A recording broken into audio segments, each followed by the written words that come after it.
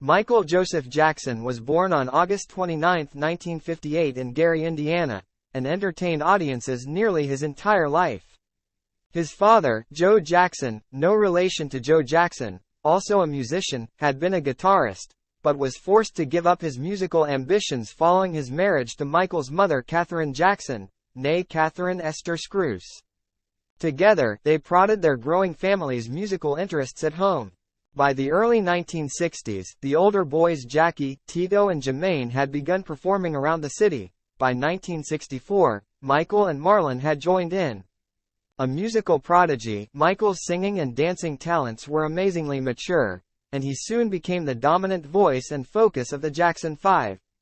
An opening act for such soul groups as the O'Jays and James Brown, it was Gladys Knight, not Diana Ross, who officially brought the group to Berry Gordy's attention, and by 1969, the boys were producing back-to-back chart-busting hits as Motown artists: I Want You Back, ABC, Never Can Say Goodbye, Got to Be There, etc. As a product of the 1970s, the boys emerged as one of the most accomplished black pop, soul vocal groups in music history, successfully evolving from a group like The Temptations to a disco phenomenon. Solo success for Michael was inevitable, and by the 1980s, he had become infinitely more popular than his brotherly group. Record sales consistently orbited, culminating in the biggest-selling album of all time, Thriller, in 1982.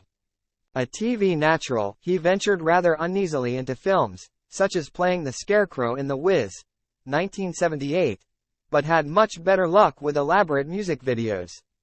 In the 1990s, the downside as a 1980s pop phenomenon began to rear itself. Michael grew terribly childlike and introverted by his peerless celebrity.